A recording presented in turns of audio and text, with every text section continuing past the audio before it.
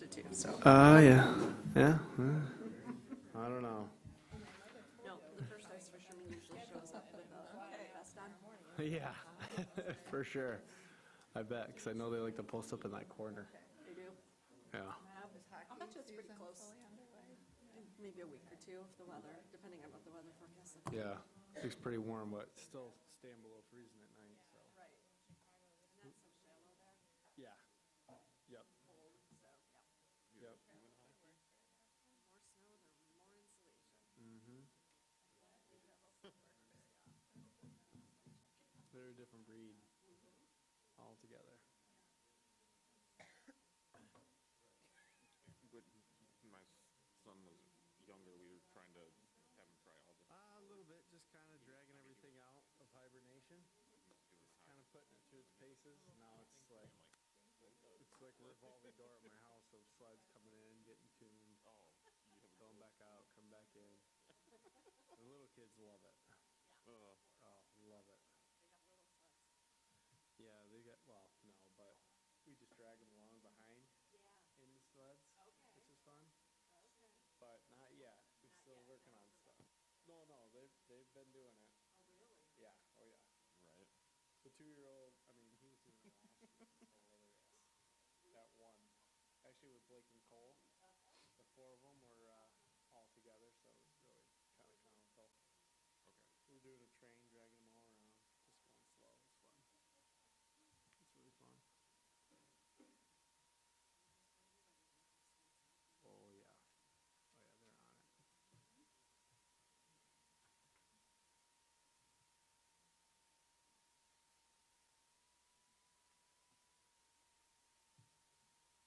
The calm before the storm.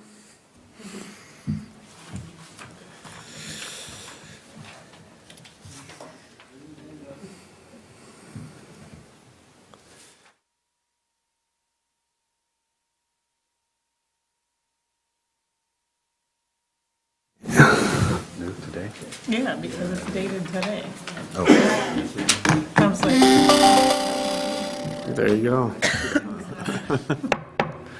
We'll call the meeting to order at East Bay Charter Township Planning Commission, Tuesday, December 5th. Please join me in the Pledge of Allegiance.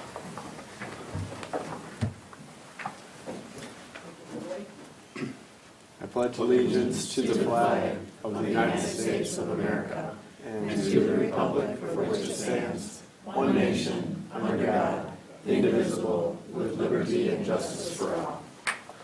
Thank you. Claire, can we get a call to order?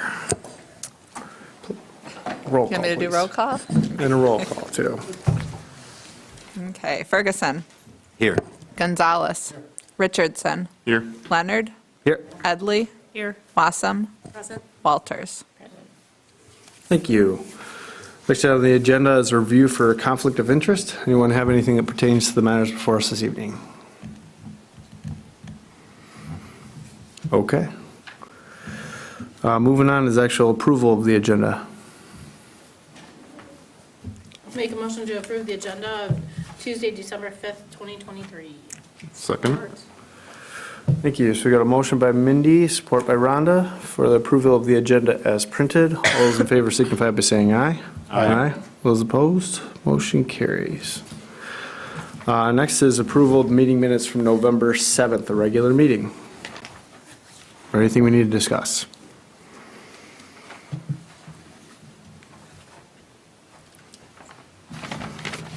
If not, I would entertain a motion.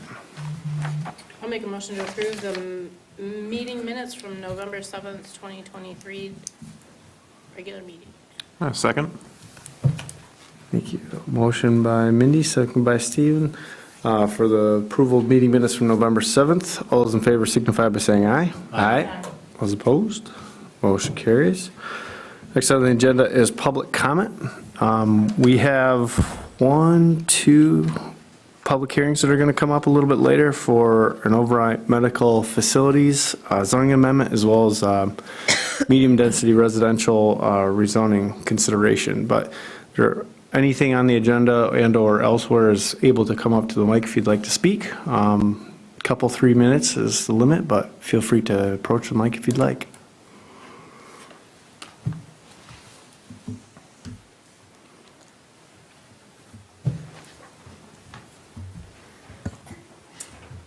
I'm Denny Stavanis. I live on Strasburg over in Verndale subdivision.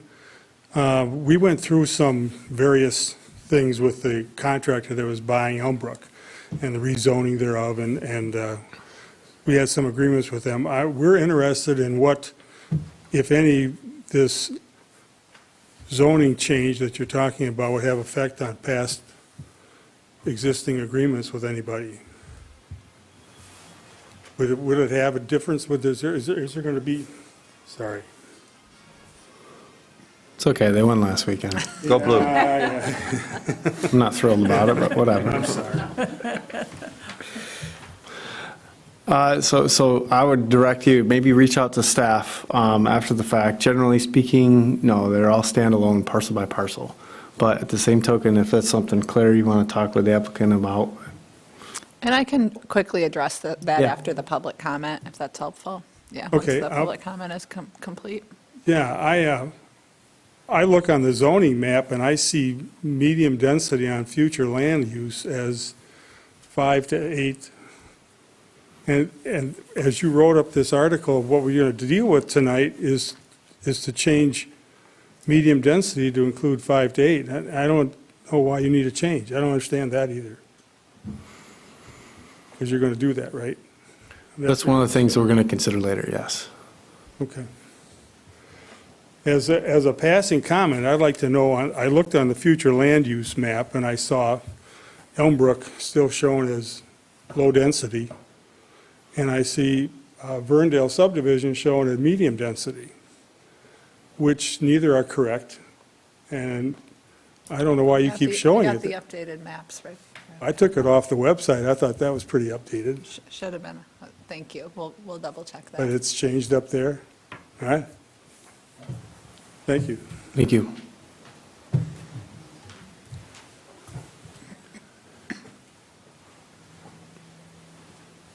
Any other public comment?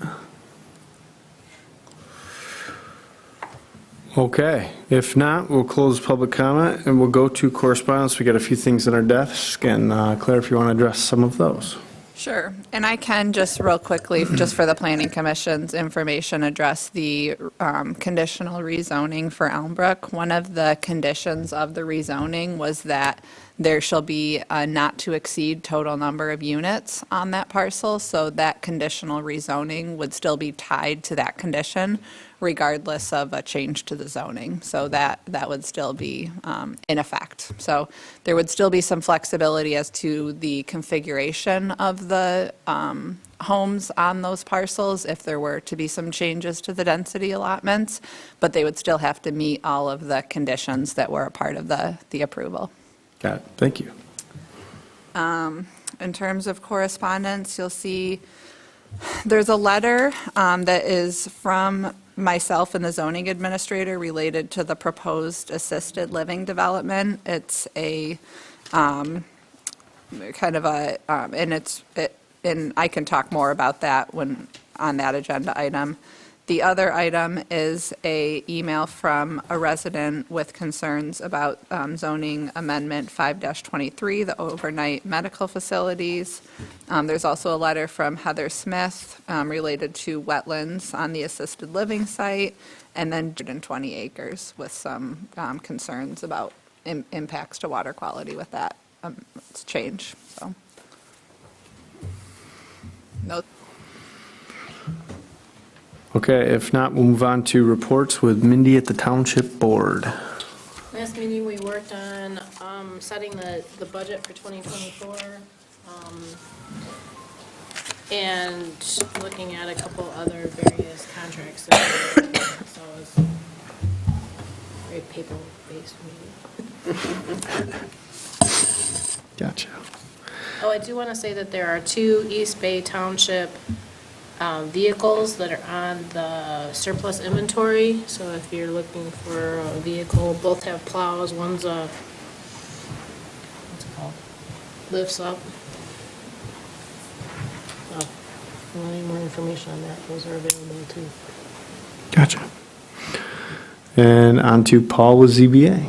Yep, we had a meeting on November 14th. We approved a a variance for 29 feet.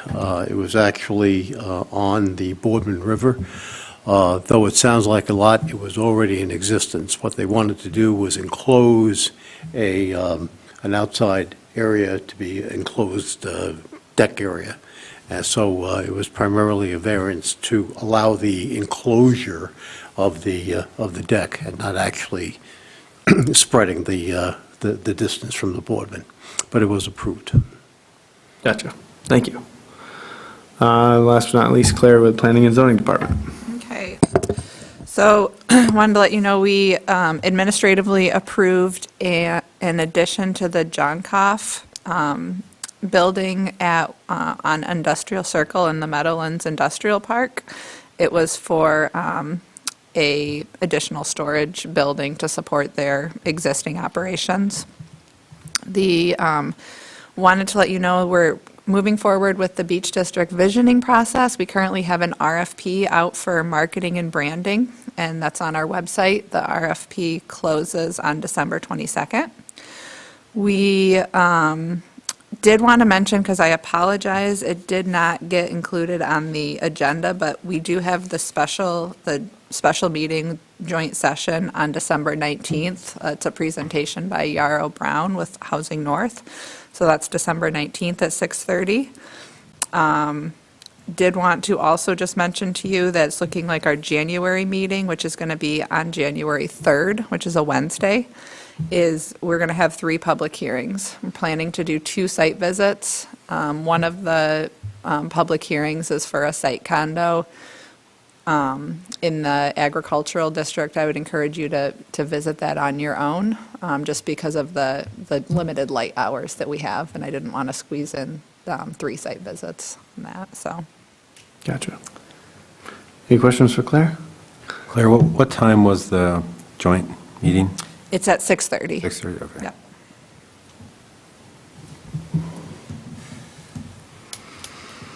Okay. Moving into new business. First is exciting resolution of the 2024 meeting dates and upcoming. And I did want to just note, you'll see that there's 2 Wednesdays on there. One is because the January 2nd is a holiday, so we're looking at Wednesday, January 3rd for the next regular meeting. The other Wednesday is an election day. And then we also have a Thursday on the November presidential election. That is because of all of the new voting laws and just concerns that this room will be put back together and ready to go Wednesday, so we bumped it to Thursday. Gotcha. Sounds good.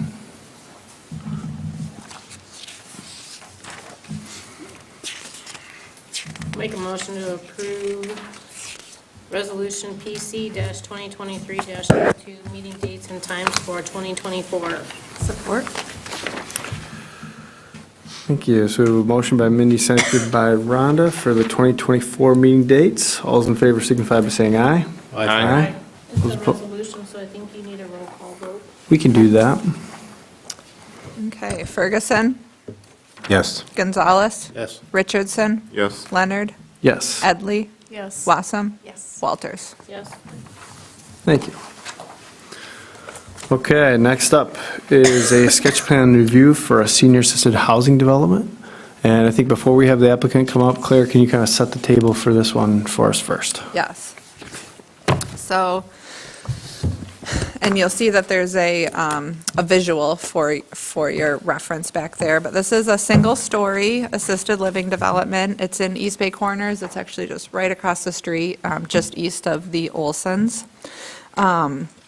It's an 8-acre site. They're proposing 84 units. You'll see that there's a zoning administrator letter of determination that I plan to submit for the formal site plan review, that once a formal application is submitted, but I did want you to just have a copy of this. And it is a determination for similar uses. The ordinance does not address assisted living. It's not a use that's specified in the ordinance. And so in talking with legal counsel, Peter felt that multifamily was the closest to that use, which is a use that's permitted by right in the East Bay Corners district. There was a question on wetland delineation by the Watershed Center. My understanding in speaking with the applicant is that they will be out there either this week or next week to do that delineation, so that will be part of the final submittal package.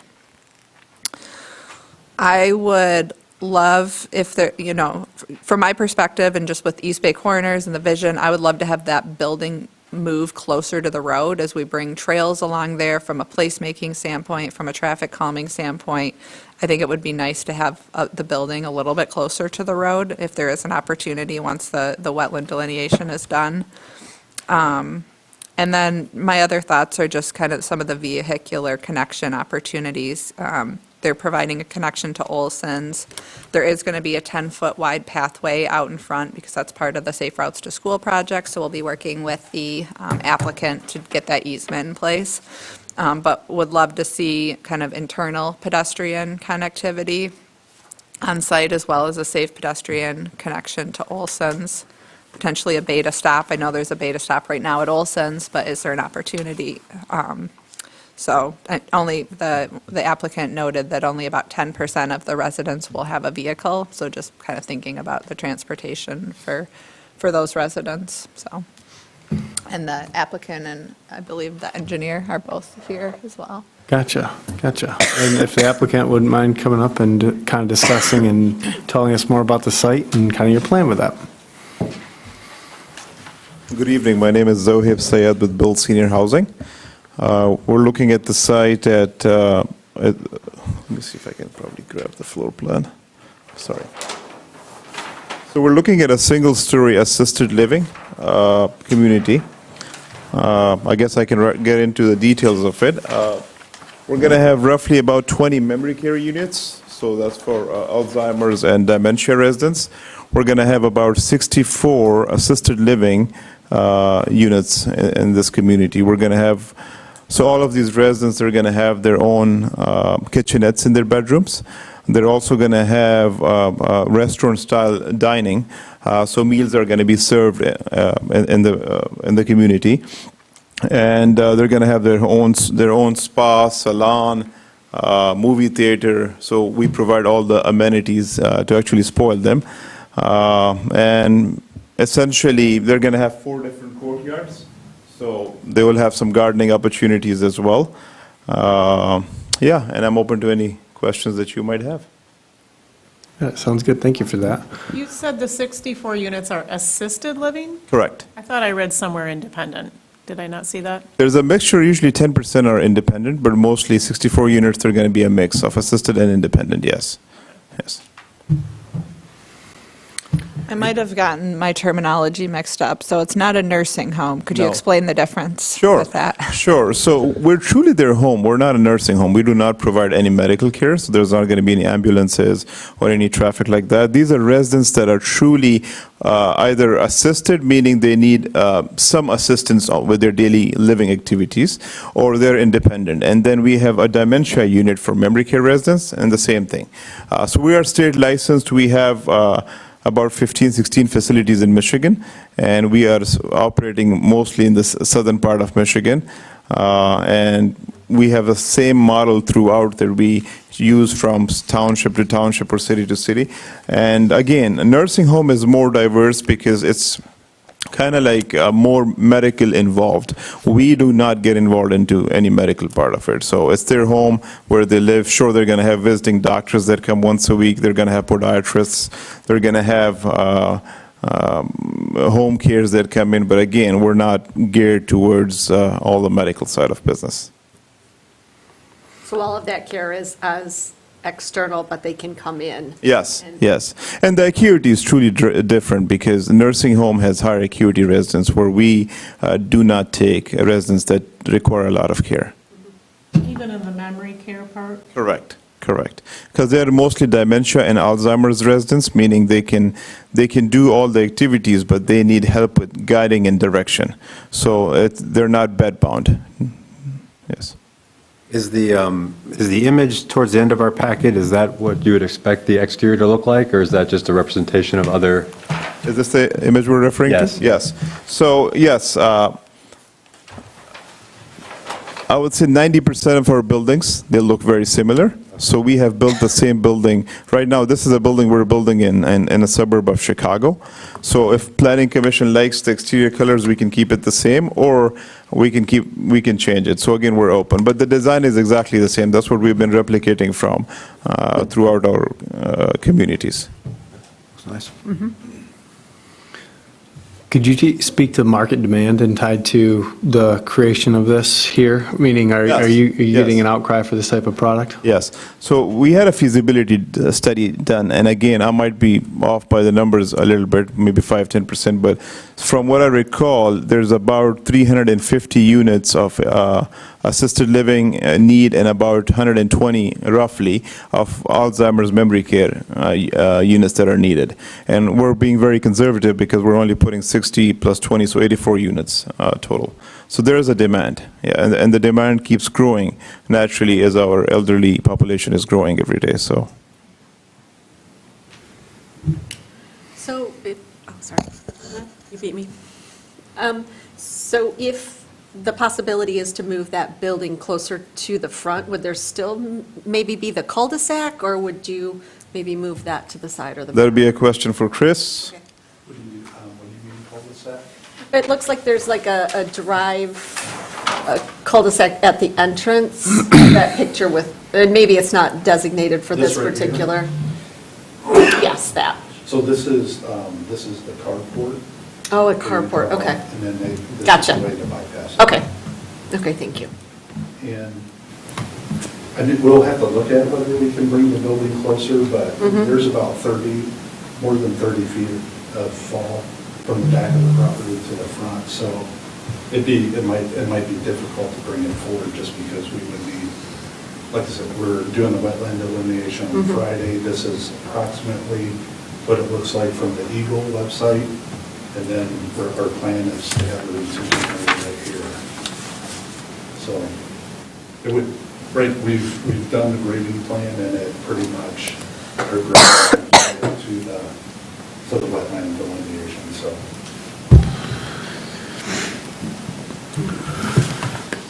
In regards to some of staff's comments and continuity with the adjacent property owner in terms of like pedestrian access as well as the beta, is that something you guys have been looking at?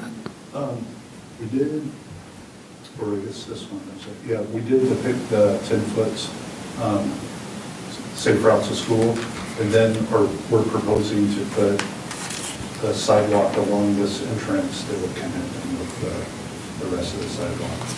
Got it. We didn't feel like we should probably connect it to the school, and then we felt like the driveway was wide enough for people to walk over to the Olsen Street and to the Lamington. And Claire, were you talking about maybe an entryway then to the south? Like for access purposes? For pedestrians? Yes. You know, I think ideally it would be, but there's not much infrastructure to connect it to on the Olson side. You know, that's where their loading, unloading area is. Right. So I think there probably would be some challenges from a pedestrian standpoint. But yes, I think we definitely want to be looking at, you know, if the beta stop isn't on that site, how to get people safely over to the beta stop on the Olson's property. And then last question for me is tied to the house that's there today. Is that something that'd just be scraped, gone away? Correct. Got it. I didn't know if there could be a creative reuse for that, just given the fact of what it is, but who knows? And actually, that's about the only access that, you know, the house that's right here, with the driveway here. So, you know, with the wetland in this area, you know, the retention pond, that's kind of your only access point. You know, would be to remove the house. Got it. This might be a question for Claire more. When we're doing the safe routes to school, the shared use paths there, is there a plan to put street trees on the street side of that path? Is it specified, or is it? It's something we've been discussing with the road commission. You know, they obviously have concerns with site distance and trees and the right-of-way. We are definitely pursuing some grants to reestablish the trees that need to be removed as a part of this, but generally, those trees are between the pathway and the private property. So, but the street trees is definitely something that we have been talking with, Okay. talking internally about, talking with road commission, with utilities, and are looking to explore that, because I think that is a huge opportunity for traffic calming. It does present some challenges just with a county highway Yeah, I'm sure. entity and We talked about utilities. that also with the gas station, right? And they're putting, most of their landscaping, they just submitted their plans, is between the trail and their parking lot. So they've done some really nice buffering, but not between the trail and the street. Go ahead, Mindy. What's the proposed finished floor elevation if you've got that 30 feet of drop from the back to the front? Say that again, what's A finished floor elevation. It's going to be 720, which is about 15 feet higher than Hammond Road. So what kind of grade are you going to have on that driveway? It's about 6%.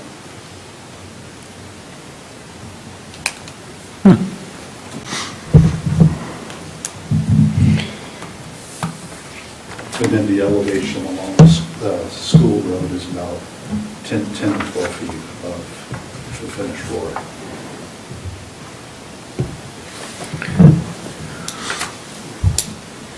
Are you going to bring in, or are you going to move earth? It's pretty close to balancing. Okay.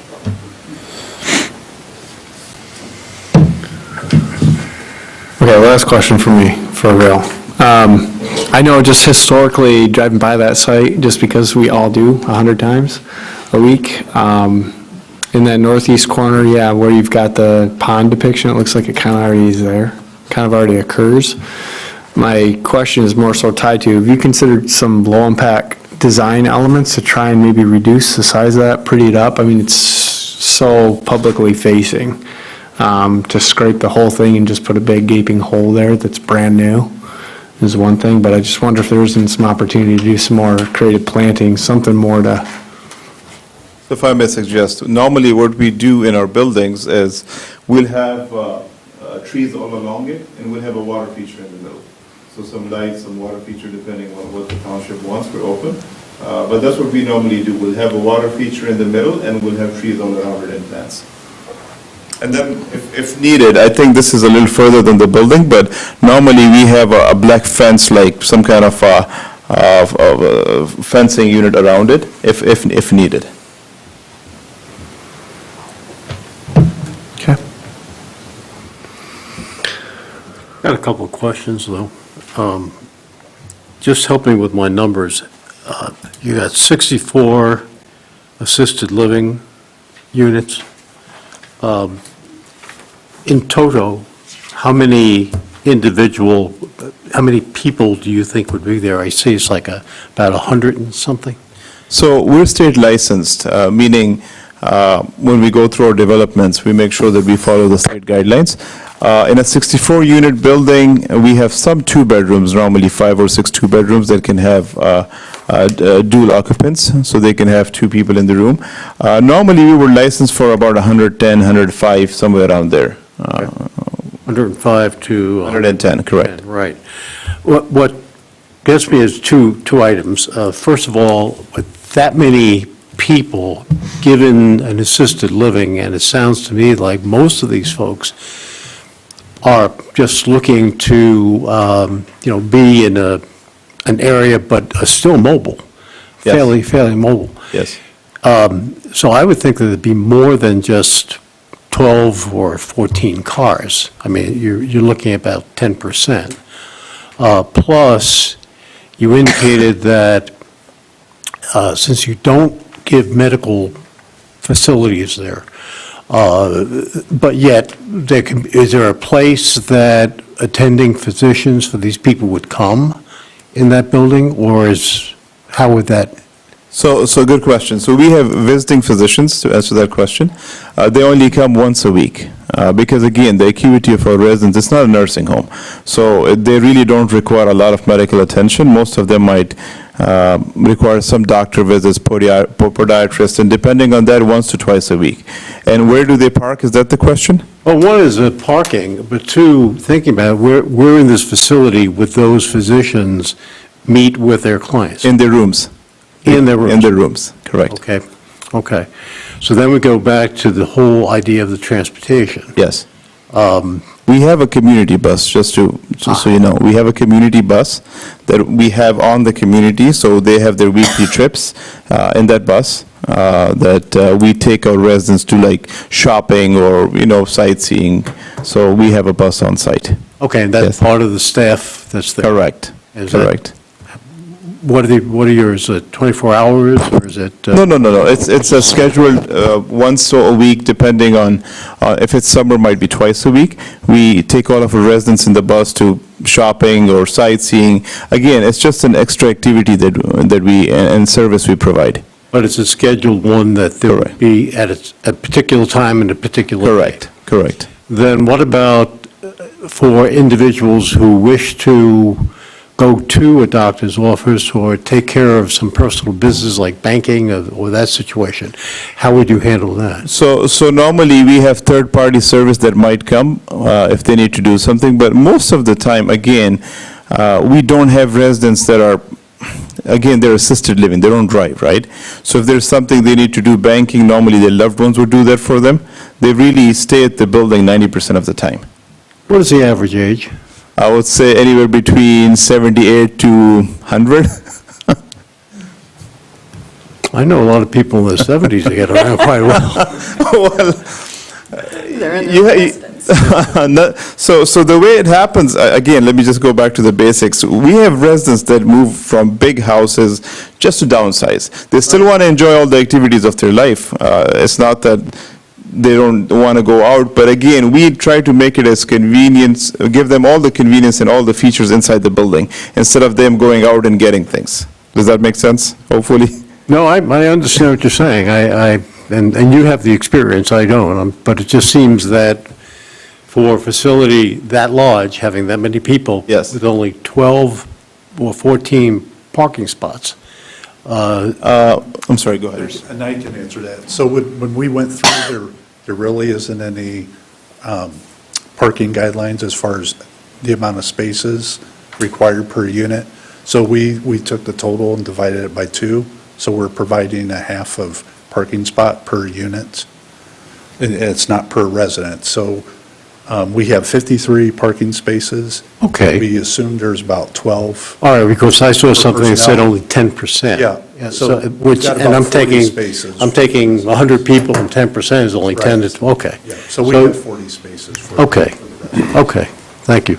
Yeah, Paul, just a clarification on that letter that I put together. I used the assumption that 10% of residents would have a vehicle, plus an additional 14 vehicles, because that's that was what was communicated was the peak number of employees on site at one time. Right, So assuming each of them would have their own vehicle plus the 10% of right, residents. but they're talking 40. Right, right. Yep. So they're providing more than would theoretically be needed, but I'm sure they want some for visitors and services. Okay, got it, thank you. I kind of have something that kind of goes in a slightly different direction, and this might be up for staff, is depending on that wetland delineation and what is actually there, actually taking that assisted living, moving it slightly back, and leaving that extra space where the house is and that extra area, and turning that into like a mixed-use business that does get something closer to the road, traffic calming. And, I mean, it all depends on how big that wetland is, if it's determined to be it. And now you can have something else up front, shielding the road, but also bringing that back, kind of making a better use of that space, in my opinion, to kind of more fall in line with the East Bay corners. It's just a quick thought. I don't know what that would require, but it kind of, Yeah, in my opinion, gives a best of all worlds. Yeah, I mean, I would say East Bay Corners is pretty flexible with the use, and definitely the intent and the vision is for that mixed-use opportunities. So I think it'd ultimately be a property owner decision if that was something you're Grade-wise- interested in, 2 phases of development or. Grade-wise might not be doable, but I'm just saying, bring that building a little bit back. I mean, there's some pretty good green space, and I know the property to the south is pretty open too. So then that frees up more space towards Hammond and maybe doing a small office building, business, whatever. It's just a thought. Yeah, right now, with our grading plan, the construction limits, we have, at the curve, we've got a 5-foot turf shelf, and then we're going up 31. Sure. And then we're actually right up against the property line all the way, Okay. using 3 to 1. We'd have to put a retaining wall or something like that with a 12-foot difference. But we can look at trying to shift the drive, and we're pretty close with this, we're going from a 12-foot fill down here. And even there's a retaining wall right now here at Olson, so there's quite a bit of grade drop from here to this area. This area is about 5 foot lower than Hammond Road is. But, I mean, we could look at it, I know that's something. I'm just saying it falls in line with getting something up closer to the road. Another, selling point for utilizing all the property.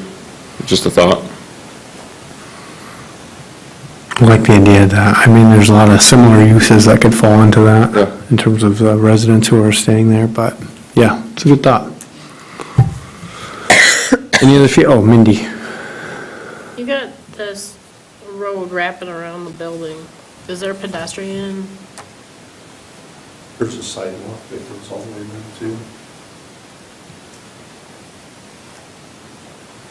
And that's the fire department would like to see. Yeah. Are you gonna have this water feature? Is there gonna be any way for the residents to go out there and see the water feature and sit on a bench or anything like that? Is that proposed at all, or? Are we referring to the retention pond? Yeah. So normally no, because it's a little further away from the building, but in our courtyards, we will have water features inside the courtyards that they can enjoy. Okay. And as far as the retention pond, that's something we'll have to look at. I know this last week, we did infiltration tests out there, and it's pretty sandy, even with the wetlands, so unless if the pond's lined or if we go below the green, it's probably not going to hold water. And there's no water feature for the memory care? No.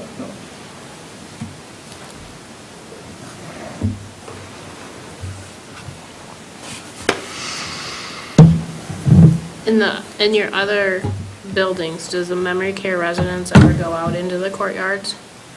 They do, as long as they're supervised by staff. Right, Yes. right, right. So it's a lockdown unit, and yes, they do.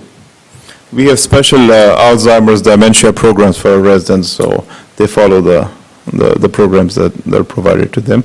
And twice a week, they do, if weather permits, they would go out into the courtyards. Okay.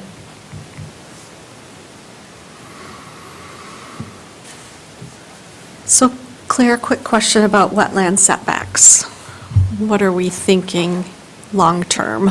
I know we don't have anything in place today. Our draft ordinance rewrite, we've got 25-foot setbacks from all regulated wetlands.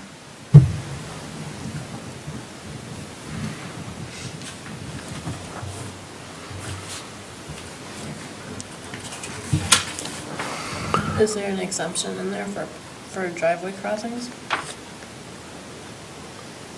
Not in the draft ordinance that I know of, but it'd probably be a similar situation with crossing creeks and streams and, Yeah. So. This is like we come across everything. sounds like we Any- might have to take a look at it. Yes. Any thoughts on native plants within that draft? We do require native planting, and so it's quite prescriptive. Yep. Thank you. Then my next question to the applicant with this retention pond. It is sandy, but the potential for rainwater and such to gather there. Is there any thoughts of putting in like a rain garden with native plants? 'Cause there's a beautiful one right behind the building here. Right. You know, with the small area that we're dealing with, you know, most of the rain gardens, you know, they're only 1.5 feet, 2 foot deep. So that would give a pretty big footprints. Okay. So then you would be encroaching into wetlands. Okay.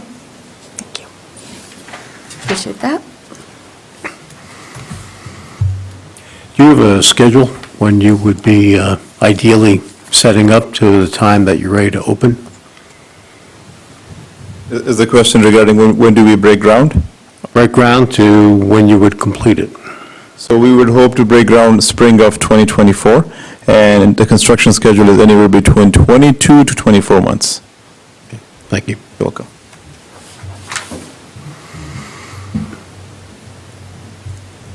Any other questions or comments for anybody?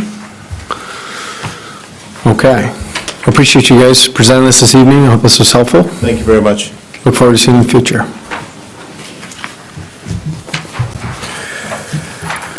Okay. Next on the agenda is zoning amendment 5-23, the overnight medical facilities. This is a public hearing, and we will first kick it off. I would like Claire to kind of set the table for us on this one and kind of refresh us where we were at about a month ago. Okay, so if you'll recall from November, there was an application for this zoning amendment. The ordinance allows for professional and business offices, including medical and dental offices, provided that medical or dental offices shall not accommodate patients overnight. That's a use by right in professional office and also in industrial. So there's an applicant who is in attendance tonight, who is interested in opening a rehabilitation center in the industrial park. And so I spent quite a bit of time reviewing existing ordinances, looking at how they defined rehabilitation center, dependent care housing facilities, assisted living. I think I communicated with Giffords Webster, the consultant working on our zoning ordinance rewrite. There's definitely opportunity for us to have quite a few more definitions in our ordinance that addresses these different types of overnight medical facilities and the appropriate siting of those medical facilities, whether that's in East Bay Corners, if it's in our professional office district, if it's in our industrial park. And I think that is going to vary depending on the type of use and the standards that are associated with it. So for simplicity's sake, and in an attempt not to kind of open the doors for more types of uses than before we've really gone through a thorough review and analysis, I would recommend at this time adding just one definition of rehabilitation center to the ordinance, which is a use permitted by right in the industrial zoning district. I know we talked about allowing it also in professional office, but I just want to spend some time researching that and thinking about standards and kind of where that would be in the township. So my recommendation would be to, at this time, kind of have a narrow scope of the ordinance amendment to address this need, with the understanding that this need and similar uses are definitely a need throughout the township, and we would look at that moving forward with the full ordinance rewrite. And we've already drafted some additional definitions for Giffords Webster to take a look at and integrate into the ordinance rewrite. Got it. That's helpful. Any questions that are clear before we get started? Yeah, Claire, on your definition, I'm assuming that other long-term illnesses would be things like cancer or any other type of end-of-life period. But then we go on in the next sentence, and it seems to once again limit it only to addictions. Is there any way of continuing the making it clear that other long-term illnesses Yeah, I mean, I think that final sentence, this facility may include, so I think the intent was to allow a diversity, but very explicitly state that the addiction treatment services was included under this. Okay, thank you. Okay. With that being said, we do have a public hearing scheduled for this, and we will open the public hearing at 7:13. So if there's anyone that wishes to speak on behalf of this, feel free to come up to the lectern.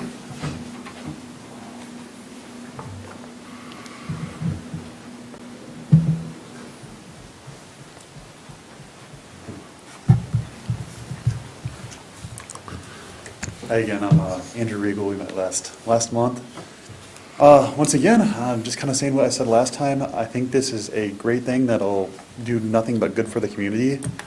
I'll keep it nice and short and just say I don't see any reason why we would not approve this. Appreciate it. Thank you, Andrew.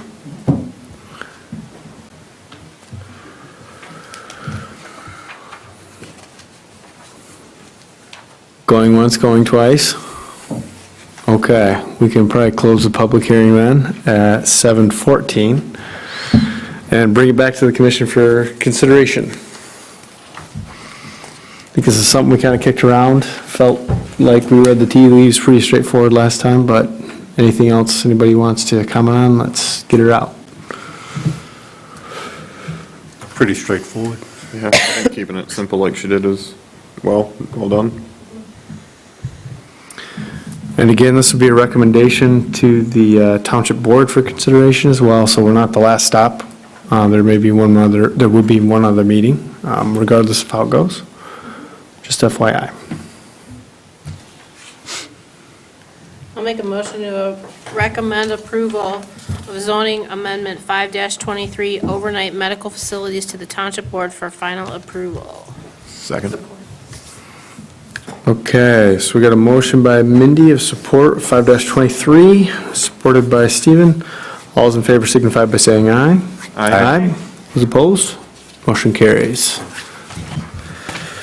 Okay, next on the agenda is yet another public hearing for 6-23, the medium-density residential consideration. And Claire, if you wouldn't mind kind of setting the table again for this request. Okay. I apologize.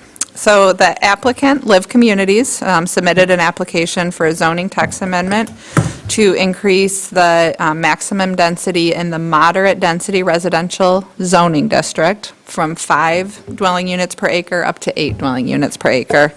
So as we discussed in November, this increase in density is consistent with the future land use map. It's consistent with the master plan. It's actually consistent with the master plan as it has existed since, I believe, at least 2014 or 2015.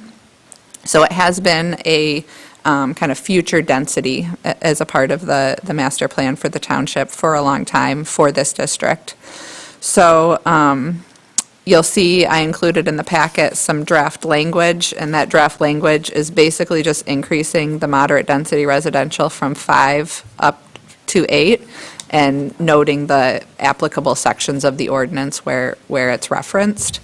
As we discussed last month, there's going to be some other proposed changes to our moderate density residential district related to housing, related to dimensional lot width, all of those requirements, but those are going to be part of the full zoning ordinance overhaul, and we're going to be reviewing those in chunks starting in early 2024. So this is only changing the total density for moderate density residential. Also included in the packet are some of our housing and neighborhood actions of the master plan that support this rezoning. And we'll also mention that in the draft that the subcommittee has reviewed, the 8 dwelling units per acre is what we're looking at for the moderate density residential. Okay. Any other questions for Claire? Okay. Let's open the public hearing at 7:17 to the public. And again, for anyone here to speak on behalf of this, feel free to come to the lectern.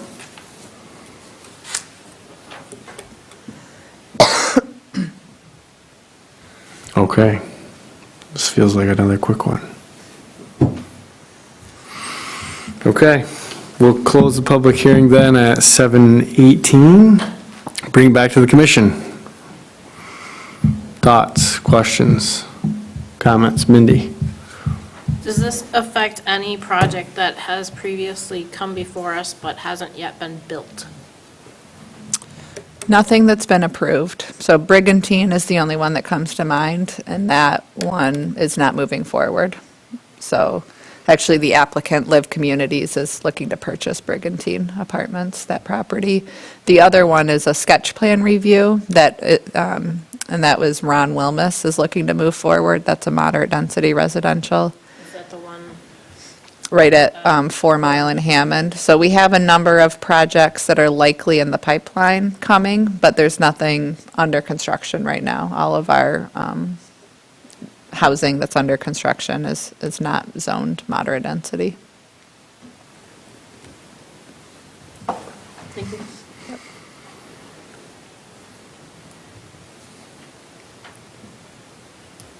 That's a good question, though.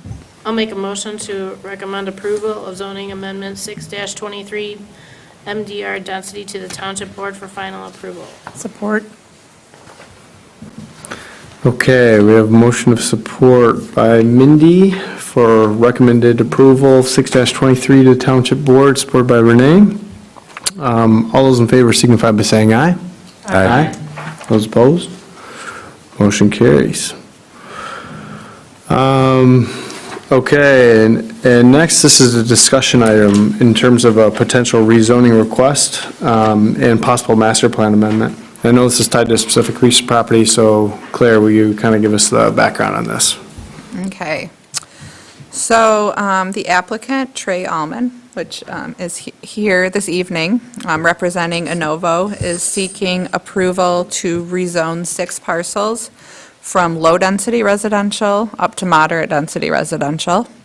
An amendment to the master plan and the future land use map would be required, so the planning commission couldn't go ahead and, I mean, you could, but it would not be legally defensible. You really can't rezone these properties right now because these low-density residential properties are completely surrounded by low-density residential properties. And I think you'll see, there's a couple maps that I would point you to. The first one is on page 46 in your packet, and that highlights in red the parcels of interest. So today is just an introduction. It's an opportunity for the Planning Commission to hear from the applicant and to provide some feedback. So the map on page 46 highlights the parcels. They're located between 4 Mile and 5 Mile Road. Combined, they make up 220 acres. They have access on both 4 Mile and 5 Mile Road. You can see, and I'm sure you're familiar with the township enough to know that this area currently is quite rural. You know, anything really east of 4 Mile traditionally has been quite rural in the township. We have not, designated this as a higher intensity development area in the township.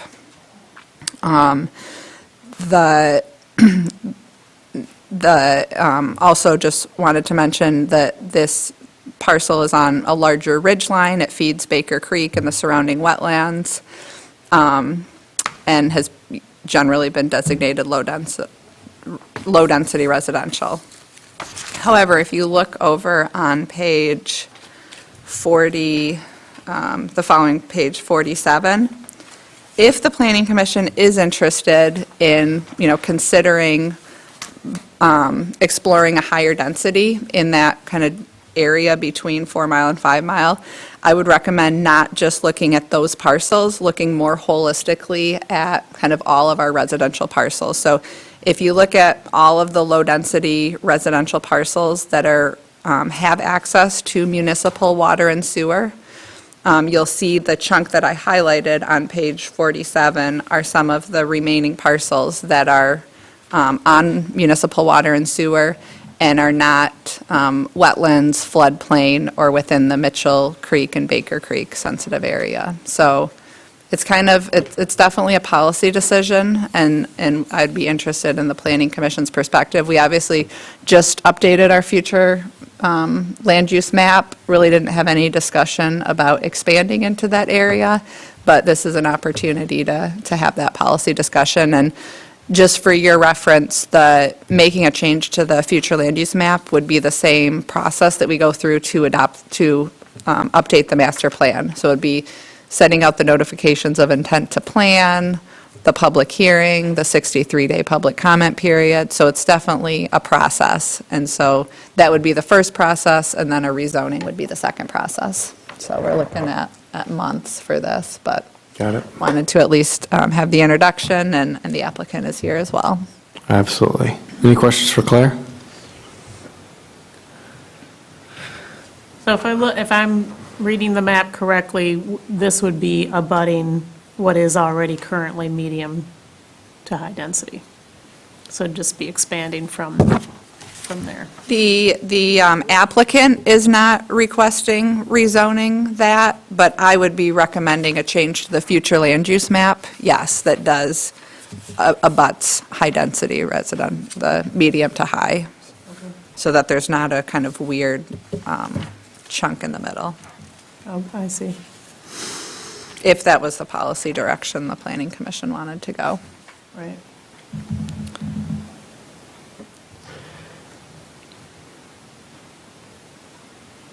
Okay. We'll noodle on it, we'll come back. And the applicant is here this evening if we wanted to have a conversation and kind of explain maybe the background on how we got here and what we're looking at in the future.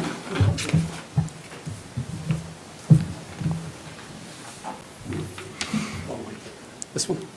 Good evening, Trey Allman with Novo Development. We just appreciate you guys' time and thoughtfulness, especially seeing the time you guys have taken on the master plan, zoning ordinances. It's refreshing to see a township take such a thoughtful approach to it. As far as how we got here, when we went through needs assessment here in the region for housing, as well as our desire to meet some of those needs, not all of them, and the ability to provide a diversity of housing, that's ultimately what drove us to drive this request as we looked at it. And as you guys know, we're within the growth boundary, so focusing that growth there, as well as having public utilities already situated on sewer, I believe, on 4 Mile, water's on 5 Mile. And ultimately, with that additional density, be able to provide that diversity of housing, both income ranges, styles, age. It's really important to us, and it just gives us a lot more creativity to look at that property as a whole. That's helpful. And have you ever done any developments around the region that would kind of emulate this, what you're envisioning for this spot? Are there any other like residential, more rural aspects? Not rural. Okay. This spot we would look at, the planning term is a cluster, we would call them neighborhoods. But we do have projects here in the region, a couple of them in Traverse City themselves.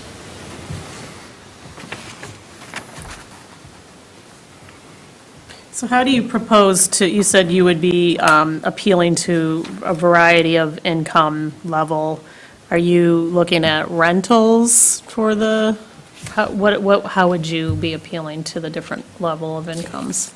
Yeah, so we're a for rent company, so everything we would look at would be for rent. Okay. Typically, we target the 120 AMI area of median income down. So the stuff in Traverse City is 80 to 120. Here, with the additional density, we would be able to look at some of the neighborhoods targeting even going down into the 60 AMI. We have one other project right now in the region. We can't disclose the location yet, but it is a 60 and below AMI project. And then, like I said, with the diversity, we would look at doing a mixture of studios at the lowest end size-wise up to detached single-family rentals, SFRs. And it really allows a renter, we look at them, all apartments for us, essentially feeder systems most people can't start on a home purchase, which they could. Unfortunately, it's not possible. So by allowing that diversity of housing, you really allow the housing stock that their choice to grow with them and not have forced them to leave the area.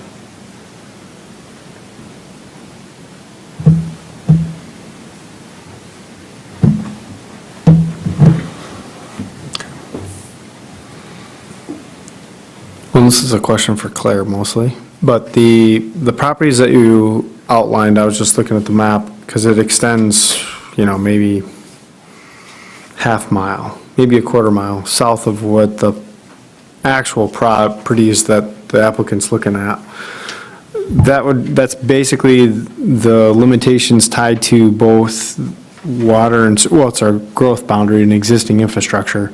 But I was just kind of reading through some of the comments from the Watershed Center, and knowing the area, knowing just kind of the lay of the land there, is that part of the character piece is in my mind, and kind of a retention of that. Have there been other projects where we've placed, I'm trying to word this the right way, but where we've placed restrictions on it in the past to maintain some of that? Meaning, you've got cluster opportunities, things of that. I'm just trying to think through rationale as to why we would look at kind of changing it up based upon the zoning amendment we just made, as an example. Yeah, so I would say, one that comes to mind is, I know Waterview Ridge, I believe, was a PUD, and part of that review was the view shed. So I think that probably the best tool that the township has related to view sheds, to ridgeline protection, those types of things, would probably be through a PUD, because beyond that, we don't have any, definitive tools beyond just a developer that's interested in the cluster development to facilitate that.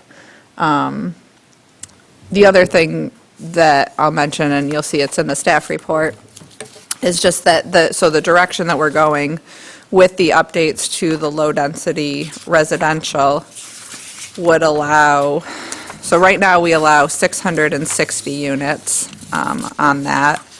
If we did move forward with the low-density residential zoning changes that we're making to allow 5 units per acre, then we're up to, what would that be, over 1,000?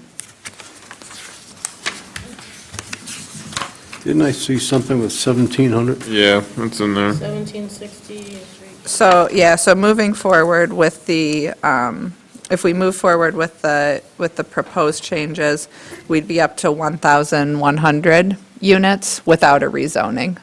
Just if we move As it forward with sits our zoning today. ordinance rewrite, we're bumping it up to 5 units per acre, so then that could potentially be 1,100 units. I think one of the challenges is that this would probably require more, with the cluster, more types of housing than what our low-density residential would allow. So we're bumping it up to allow duplexes, triplexes, quadplex, some limited townhomes through special land use permit, but probably not apartments, probably not sixplexes, those types of things. So I think that we are still limited with low-density residential, even if we have, even if it was enough units. A PUD would potentially be a tool that could facilitate more housing options to facilitate more flexible cluster development. But again, in talking with the applicant, part of the reason to jump up to the moderate density designation of 1760, so 1,760 is, and you can speak to it better than me, but the 1,100 units was not kind of sufficient or to make a feasible project. Yes, I mean, especially when you start getting into the lower income brackets, the lower AMI that we would target, which would be the workforce housing or below. And as you mentioned, it doesn't allow for the diversity of housing. It's a little more limited, dare I say, I mean, along with cookie cutter, and I don't mean to, once again, it's maybe the American dream, just to have everyone in a single-family home or a duplex, but it's hard to reach those that need the housing the most. What is so on the 220 acres, what is the type of, I'm just trying to imagine in my mind, the type of development, would it be, you would have like a larger multifamily thing in one place, and then it's connected via roads, you'd have single-family for rent, and it just spreads out across the 220 acres, or do you cluster things generally, or how do you, is it super dense? How do you normally do it? No, I mean, it's a great question. So how we look at it is we look at preserving, I mean, just from a company philosophy, let me say that. We would look to preserve as much of the natural features, and there's a lot of topography here, so there's some natural features just inherently, push towards that cluster development. But it's not necessarily having, one product type here and another product type here. What we do is interlace them. So, though we haven't laid out the site, what we would do is generally on the outskirts of the site, that would be single-family rentals. That's as far as one story. And then as you move into inner areas of the region, maybe those are 2-story, 16 units. But, there's wrapped in. And by doing that, we're able to add walkways, pedestrian walkways. And this site, which is what really excited us originally about it, is you have the conservatory on the west side, you have Holiday Hills, as you guys know, now on the east side. Right now, those are not connected, as you guys know. This gives that opportunity, if designed correctly and with a lot of flexibility, to interconnect those. And, from our end, I think it'd be great. As far as the watershed, and we have one project right on Boardman River, and if you look at that, we're very focused on protecting the watershed as well. So on that project, we have a green roof, we have rain garden, we have downspout boxes. So we essentially pre-treat the water before it hits the storm system. Similarly to our Hull Street project, it's finally kind of in front of going through the final steps now on approval in Traverse City. So we take a similar approach to that, understanding limitations that brought up that you can't guarantee it, and there are mechanisms that work through, be it PUD, conditional zoning. I know you guys had a conditional zoning, it sounds like earlier today, or comments regarding conditional zoning. All great tools, but we want to set up a underlying zoning that gets close to fitting what we're looking to do, and then use those tools to kind of tweak it versus using those tools to push it, really making it the exception, I guess. Okay.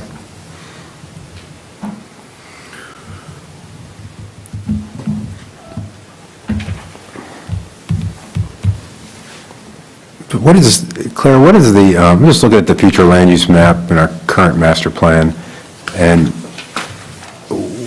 what is the zoning density in Holiday Hills?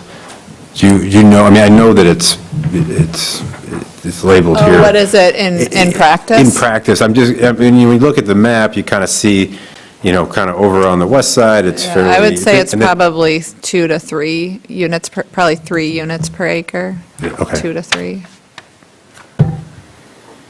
I could get you a more accurate information, but I again, looked I'm just- pretty closely like at Verndale and Cherry Ridge when we were looking at the Elmbrook rezoning, and so I'd say like 1/4 acre, 1/3 acre lots are probably pretty typical. Unless you're in English Woods, Yeah, I can see that here, too. then it's 2. When we start looking at future land use maps, to me, I understand the basis for it, the financials that are kind of driving it. And the financials allow some flexibility in what the end product's going to look like and potentially what it could house. I also kind of look at it in terms of a slippery slope for us, just in terms of where we just kind of went through all this. And I think there was a lot of effort, time, surveys, communication back from the public.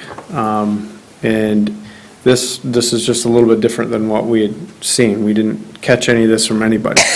I do know that that area, you know, in its current form today, it is very different than what I think it could look like. And I know that there's conservative ways to kind of go about and making it look right and fit right, no question about it. To me, it's more in the back of my mind, it's thinking about that infrastructure and like what happens next. When the next property to the south or to the east says, I want to do the same thing, and what is our defense?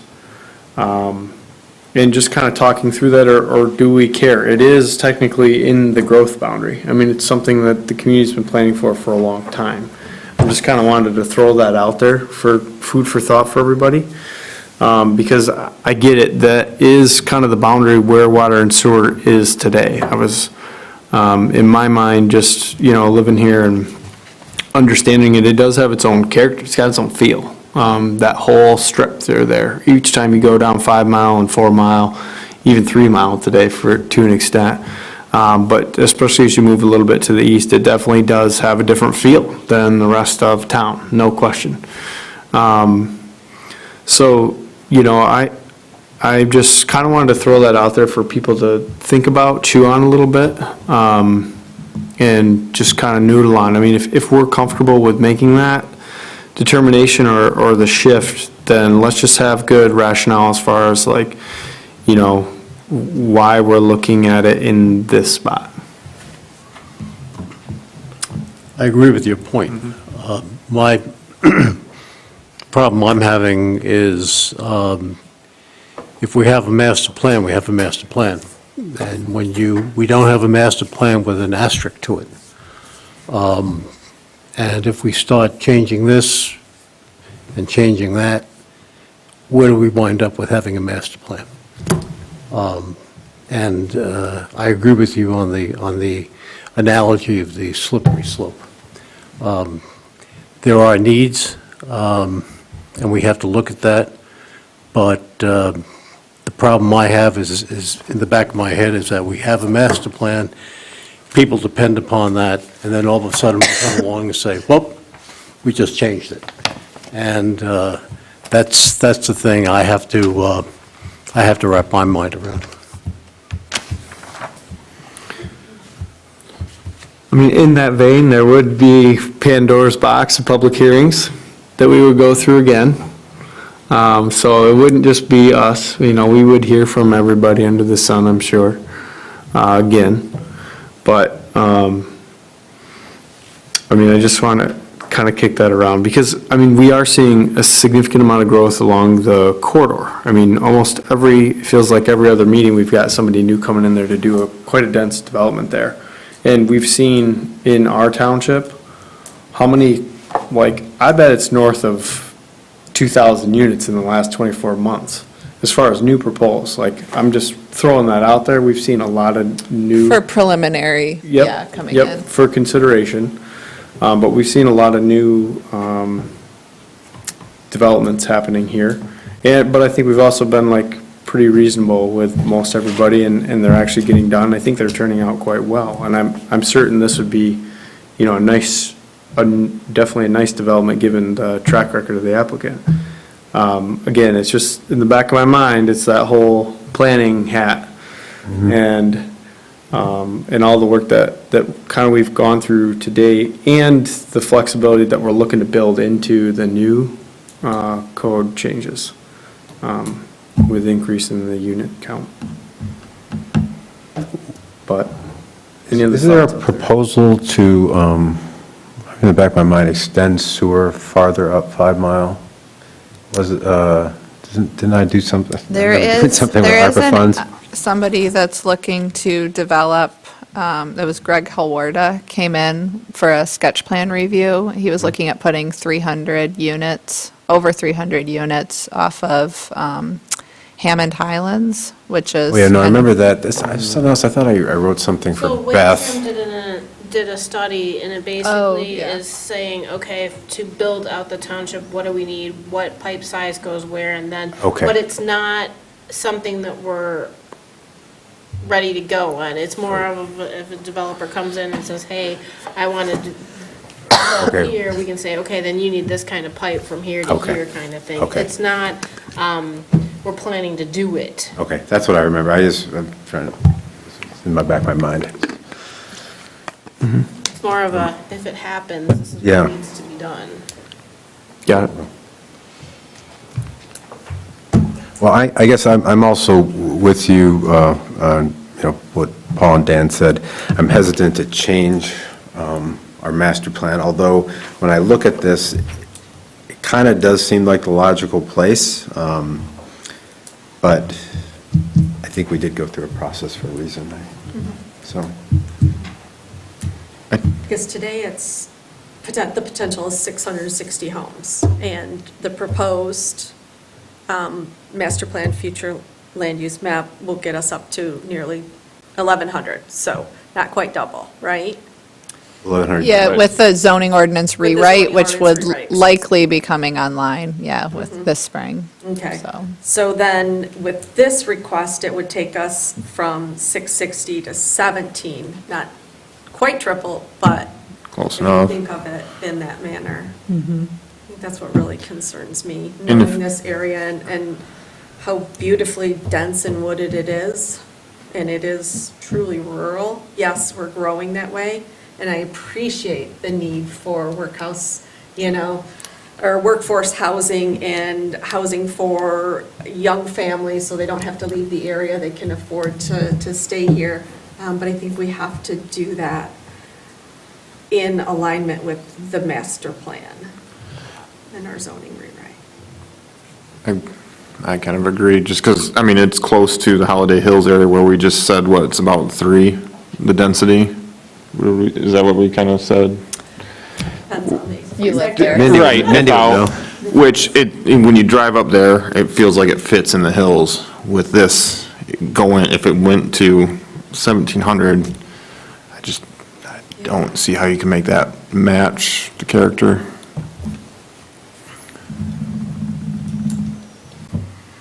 I go back to the fact that all these people that live down these roads believe that it's single-family residential around them. And this is a big change from what they bought their homes and thought was gonna happen around them. Even with the zoning rewrite, it's a lot different than what they anticipated, but this is a lot more yet.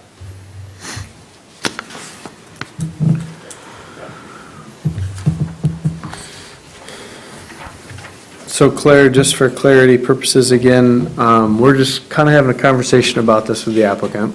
We don't have to take any formal action, it's not going anywhere necessarily. Well, there was a application, they did pay for an application, so they have applied for rezoning, so we do have to take action in terms of, are we going to move forward with the master plan amendment or delay? Because the master plan amendment would be required for a rezoning. So doesn't need to happen, the decision doesn't need to happen today. We have the Housing North presentation on the 19th, so, we could reevaluate you could spend some time. If you could make a recommendation tonight, or you can wait until January to have some more discussion.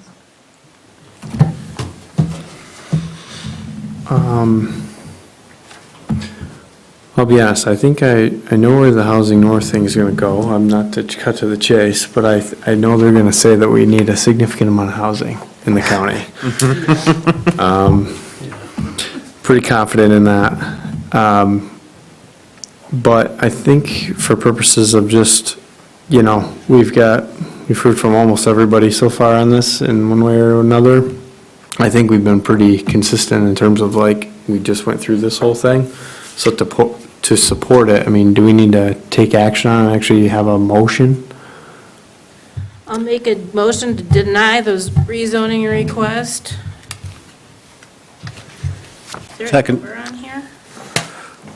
Yeah, is there a number? I would recommend making a motion related to pursuing a master plan amendment, and then thus it would impact the rezoning, because I don't have a rezoning number yet, just because it was contingent on master plan. You didn't give me the words that you wanted me to use this time. I know, I'm sorry. It's the last We item. rely on you, Claire. That's what I was looking You want for. me to make a motion to deny the possible master plan amendment rewrite? Yeah, I can give you a number if you, let's see. May I step in? We, may I make a statement? Yes, We absolutely. would- Yes. Absolutely. I'll do that. I mean, I guess I'm sitting here today, understanding everybody's comment, maybe ask just to table it for now, not take any action. Either way, we understand that it's clearly not, hearing the public or hearing the board speak, that there's not a desire maybe to look at the master plan. And then ultimately, if we choose to take it forward, bring it forward or not, I'm not sure yet, but at least give some time that, now that this is the first time people are hearing it, see if the neighborhood or any of the residents speak up for or against, understanding that, people may have bought their homes with the understanding this is single family, but gives that opportunity also to work through what may happen on the allowable uses inside this existing district, because that drives ultimately the decision as well. Sure, sure. Can I, Well, well, hold on. So we do have a motion on the table with Mindy, I second it. and you seconded. And just as, we're going to be in the portion of discussion of the motion at this point.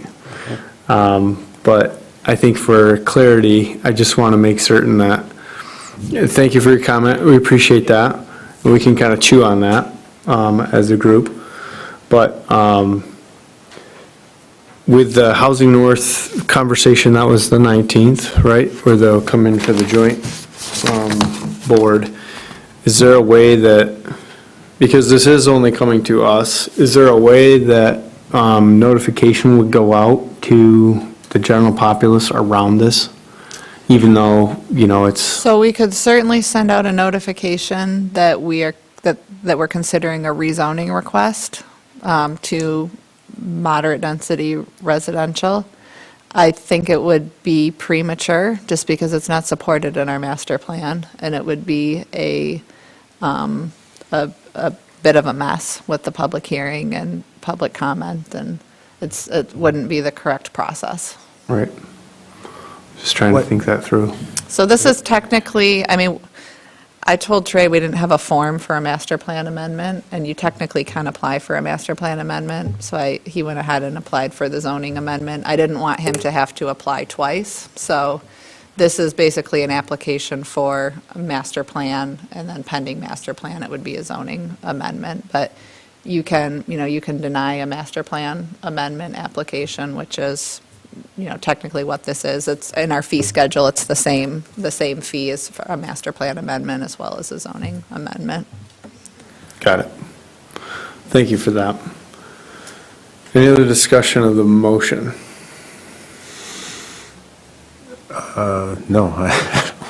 What was the motion? And that's, I want to clarify. We're just, it's to deny a master plan amendment.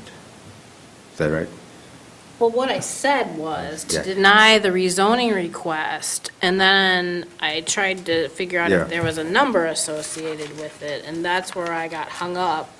I mean, do we have to do anything? I mean, it sounds like there's no appetite here for changing our just completed master plan. Do we have to take an action?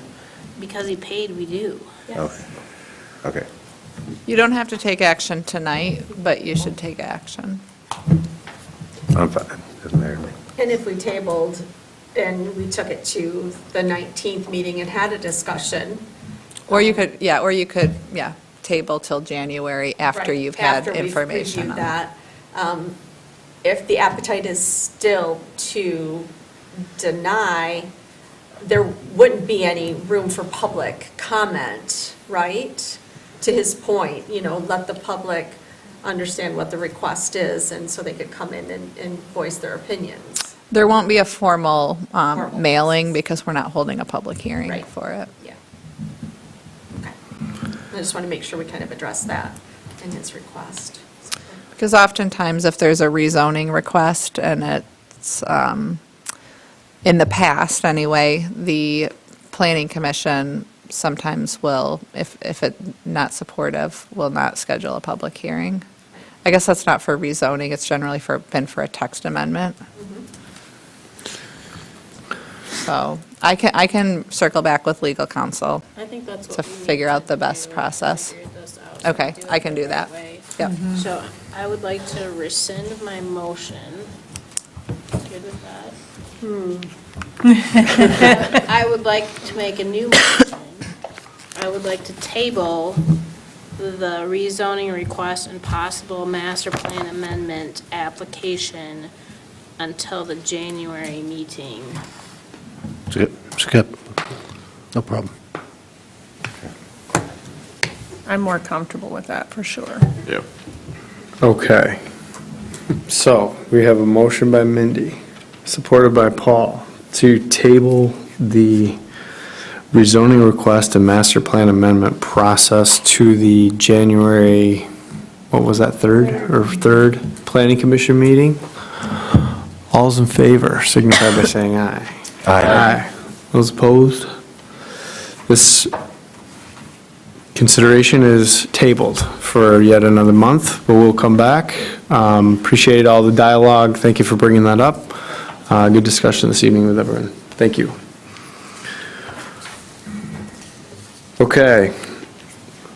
Last on the agenda for new business is the Planning Commission Annual Report. And we can review our draft and kind of talk through it. And so, Claire, if you'd like to kind of give us the high level, let's have a conversation. I'll do a few highlights. So through site plan review, the Planning Commission approved 162 new residential units this year. Notably, 135 of those are single-family homes and 27 were multifamily. So it's a little bit of a difference than what we've seen the last couple of years. In addition to that, staff has issued 35 land use permits for single-family homes this year. So quite a bit of single-family. I did want to note that Paul requested a summary, basically since 2020, of everything that's been approved and its status, and we are going to get that to you, but we don't have it yet. So it's not in the annual report. It'll be forthcoming in early 2024. Thank you. We've approved, you'll see 2 zoning amendments, but we've got 4 more that are currently in process. There were 6 appeals, 3 were approved, 2 denied, and then 1 was an appeal of an administrative decision. I think you're seeing a trend with our ZBA of fewer cases are coming before the ZBA. I think part of that is we substantially increased the fee, and also just kind of staff working with applicants on coming forth. And you're also seeing, I think, more of them being denied. So in the zoning ZBA training, they told us that 86% should be denied. That's kind of that magical percentage, but, so we're getting a little closer to that. We have 167 active short-term rental licenses right now. A few highlights from the 2023 year. We adopted, yes. How many are allowed now? Our cap is 145? 145. 145, yep. So a few highlights from 2023. We adopted the new master plan. We adopted the new short-term rental ordinance. We drafted the new zoning ordinance, which is going to be reviewed starting in early 2024. We've secured funding for the Beach District visioning, which is going to be kicking off also in early 2024. We hosted a number of different public meetings, including the 3-mile trail extension, the riparian zoning workshop, had a couple Beach District quarterly meetings. We hired 2 new staff to the department, which is we're looking to adopt the new zoning ordinance in 2024. We're looking to complete the Beach District visioning process, complete our RRC certification, complete this capital improvement program. We're going to be kicking that off next week with Beckett and Rader. And complete engineering work for the trail system so that it's construction ready for 2025. So pretty excited about moving forward to 2024. You'll see that there's a master plan dashboard that Sam put together for us, and I think this is a really nice visual to kind of highlight, give us a snapshot of, we had 30 actions in the master plan, 2 of them are complete. We've got 4 that are 75%, 12 that are 50%. For 2024, you'll see that many of the priority actions are going to be addressed through the zoning ordinance adoption. 9 of those actions will be complete after we adopt the ordinance. Point of sale septic ordinance, I would say, is going to be a big priority moving forward in 2024. And curious from your thoughts if there's anything we're missing. I did want to just give Sam the opportunity to come up. He's been working on some really cool stuff with farmers market, community garden, food systems for the townships. We've got some grant applications and wanted to fill you in on that project that we're looking forward to in 2024 as well. Hi, guys. Excuse me. So one kind of exciting thing that we had come up is that another benefit on top of having me here every day is that through the fellowship, we were actually able to secure some implementation funding that became an opportunity through the CEDAM Fellowship to actually implement the farmers market here at the township. So I submitted that grant last month, and so the funds should be distributed sometime in January, and we're moving forward with the plan to get that going. So hopefully we'll be having a farmers market here this spring, hosted at the township property, so utilizing some of this great property and amazing opportunity for exposure with 3 Mile being right there. And then we're kind of piggybacking on that and going to apply for the MDARD Rural Community Fund grant to leverage some of the farmers market momentum in a way to get some of the community garden also installed as kind of a holistic approach to a food security incubator here at the township. We already do a food pickup here in the parking lot, so really just kind of building on that to ensure food security for our township. So exciting things to come, hopefully. Sam, would you say that you're activating new public space with that endeavor? It is definitely a placemaking effort. You may have additional crowdfunding opportunities to you as well. That is possibly step 3. Let's get through the MDARD grant first. Cool. As I'm currently writing that, and that's a little bit of a lift, but yes, I think I know which one you're talking about, and that is also in mind, the community, or public spaces, community places. Is that what you're Yes. thinking? Yes, exactly what I was thinking. Okay. Love it. And I'm happy to answer any other questions if anybody has any. Okay. Thank you. Thank you. Thank you. Nice work. Claire, what was that first number on the housing you said?